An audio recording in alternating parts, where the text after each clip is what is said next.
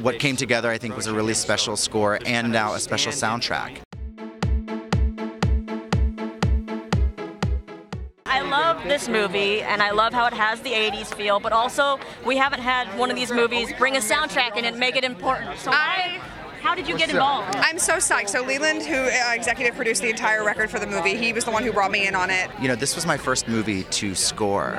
Really? Your first? Are you sure? I promise you. Okay. Yes, you know, I've been writing pop songs for the past 4 or 5 years, and I knew, you know, when speaking with Ian, the director, you know, I knew they wanted an unconventional score. I also knew they wanted something that was 80s inspired, which comes instinctively to me. That, you know, that's the music I grew up on. That's the music my parents played. It came naturally, but it also was very daunting and very intimidating to have this responsibility to score what I felt was a really special movie. But you know, it came with a lot of experimenting in the studio. They would send me scenes, and I would just mess around with different synth sounds. I scored the movie with a man named Bram in score, and who's just a genius musician and plays with Beck and has produced a lot of Troye Sivan songs over the years. And so we just experimented in the studio, and thankfully, you know, the production team responded well, and Ian responded well, and what came together, I think, was a really special score and now a special soundtrack.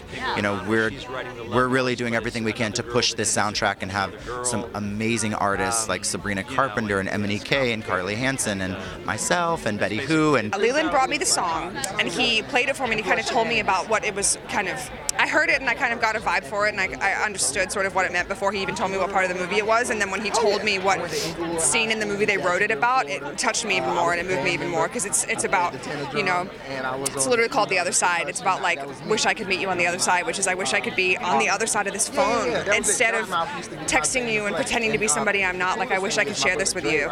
And I think I relate to that as a, like, I feel like I'm an elder millennial, you know, as opposed to even like the youth these days. You know, I feel like it's really an important message and an important story to be told. Sunflower is beautiful. thank you. I'm so glad you've heard it. Yes.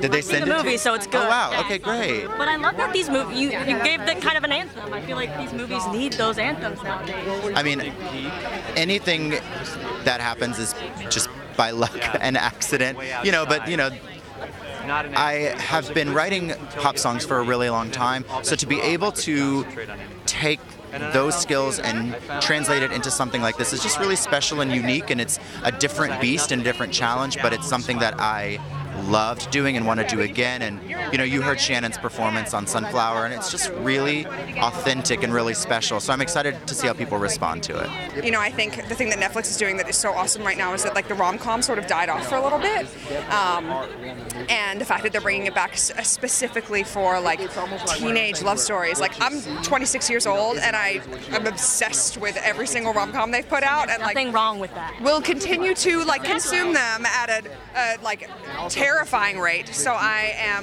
feel really psyched to be a part of, like, one of the kind of the first ones that's coming out, and especially about a story that I feel like I can really relate to. You know, I didn't feel like I ever really fit in when I went to high school. Before I went to performing arts high school, and then, like, nobody fit in and everybody fit in because of that. But before I was at performing arts high school, I feel like I always felt like I was kind of carrying around a weight of being like, I don't really know who I am in this world and why I don't feel like I fit in. I just don't.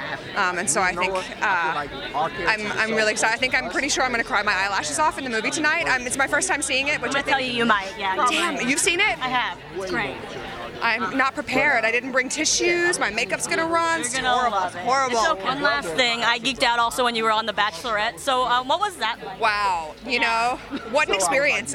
It was so weird. I mean, like, incredible. It was so fun, and I'm so obsessed with Becca, and we, like, totally fell in love. And she invited me to her sister's wedding recently. I know I can't go. New BFF. Right? We basically are. Is she in your new music video? I hope so.